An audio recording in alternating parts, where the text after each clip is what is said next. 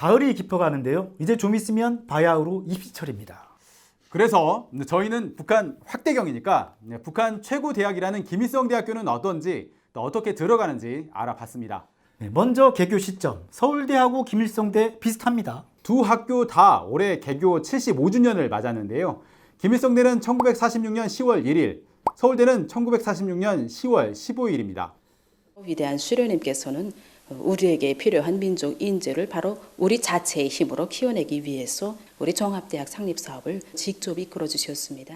누가 빨리 개교하냐 눈치 싸움을 한 것도 같은데 개교일만 보면 김일성대가 며칠 빠릅니다. 그런데 서울대는 해방 직후 미군정기, 국립서울대학교 설립안, 이른바 국대안 파동이라고 일제시대 여러 단과대를 통합해 종합대학을 만든다는 안에 교수와 학생들이 반대하는 과정을 겪으면서 탄생했죠. 기존에 있던 단과대들을 흡수했기 때문에 누가 더 오래됐나 이건 무의미한 것 같습니다. 두 번째, 캠퍼스 면적. 자, 서울대는 관악 캠퍼스만 410만 8천 제곱미터, 김일성대는 156만 제곱미터입니다. 서울대가 워낙 넓어서 그렇지 김일성대도 좁은 건 아닙니다. 연세대가 96만인데 그보다 좀 더 넓습니다. 네. 김일성대는 평양 중심지에 있는데요. 개선문과 금수산 태양궁전이 지척에 있고요. 정문 바로 앞이 북한이 자랑하는 초고층 단지 려명거리입니다. 네, 이 여명거리 아파트에 김일성대학 교직원이 많이 산다던데요. 건물 모양도 책을 쌓아놓은 것처럼 지었다는 설도 있더라고요. 학부생과 대학원생을 포함한 학생 수는 김일성대는 12,850명, 서울대가 2만 7천여 명입니다. 일단 규모는 서울대가 김일성대보다 확실히 크네요. 네. 대학을 상징하는 표어도 비교해 볼까요? 서울대는 라틴어로 베리타스 룩스미어, 즉 진리는 나의 빛이죠. 네. 그런데 김일성대 표어는 위대한 수령 김일성 동지는 영원히 우리 함께 계신다라고 하네요. 또 하나 서울대 하면 생각나는 산 있죠. 관악산이죠. 네. 김일성대를 상징하는 산도 있는데요. 바로 용남산입니다. 영남산의 아들, 딸들이라면 누구나가 당과 수령에 대한 충실성을 절대적인 신념으로 간직하며 네, 용남산의 아들, 딸이다. 그런데 위성사진으로 김일성대 학교 살펴보면 눈 씻고 봐도 주변에 산이 안 보입니다. 그렇죠. 이렇게 눈 씻고 찾아봐도 안 보이죠. 사실 이 용남산은 해발 47m에 불과한 구릉입니다. 산이라기보다 언덕에 가까운데요. 관악산은 632m라는데요. 네. 산도 서울대가 김일성대보다 높군요. 네. 자, 그러면 김일성대는 어떻게 또 어떤 사람들이 들어가는지 알아볼까요? 북한 최고대학이라 전국의 소재가 모이는데요. 제1중학교라는 북한 영지학교 출신들이 많이 간답니다. 필답고사, 구술시험, 그리고 컴퓨터를 이용한 시험을 병행한다는데요.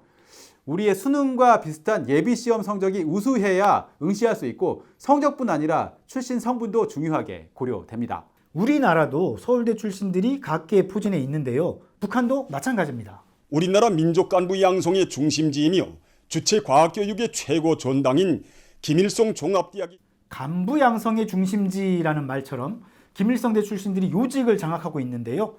김일성대 출신 중에서 북한이 가장 내세우는 인물은 바로 김정일입니다. 그렇죠. 교내에 교복 입은 김정일의 동상도 있습니다.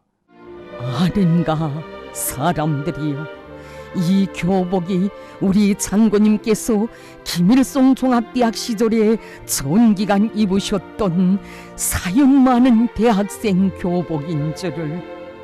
네, 권력 서열 2위 최룡해 최고인민회의 상임위원장도 김일성대 정치경제학과 출신이고 서열 3위이자 핵심 실세 조용원도 김일성대 물리학과 출신입니다.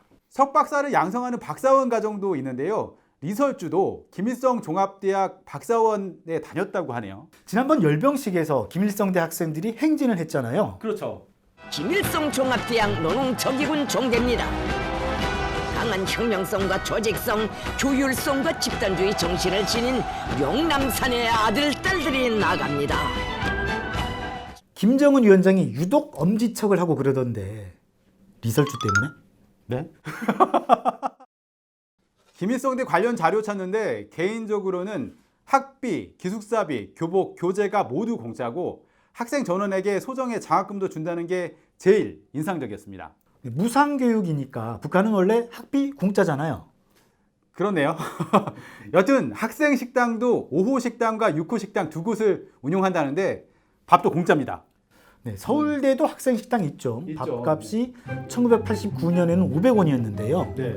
학관지하 분식 라면은 200원, 계란라면 250원. 학생 식당이 1999년에는 1,000원이었습니다. 요즘은 메뉴나 가격도 다양해졌다고 합니다. 여긴 김일성대학교 기숙사네요. 네. 양옆으로 2층 침대가 있고 일렬로 된 책상에 의자가 4인실인가 봐요. 서울대 기숙사는 예전에도 2인실이었잖아요. 네. 새로 생긴 시흥 캠퍼스 기숙사는 원룸형도 있고 다양하다고 합니다. 네, 김일성대도 유학생 숙소는 좀 다른데요. 소파, TV, 냉장고도 있고 침실은 2인실로 구성되어 있습니다. 피트니스 센터, 안마실, 탁구장 같은 시설도 있다네요. 뭐 거의 호텔인데요. 유학생은 북한 주민과 달리 학비를 내야 한다는데 김일성대에 유학했던 한 호주인에 따르면 2018년 한 해 등록금이 3,500달러를 냈고 체류비 등을 합해 1년에 14,500달러, 우리 돈 1,700만 원 정도가 들었다고 합니다. 학술지 발표 논문이나 대학 순위 이런 것도 비교 분석해보고 싶었는데 자료가 안 나오더라고요. 아쉬웠습니다. 네, 서울대와 김일성대 많이 다르지만 또 어찌 보면 비슷한 측면도 있는 것 같아요. 네, 소문도 가짜뉴스도 아닌 오직 팩트에 이 확대경을 쭉 들이댑니다. 네, 김 팀장의 북한 확대경 다음 시간 더 알찬 내용으로 찾아오겠습니다. 안녕.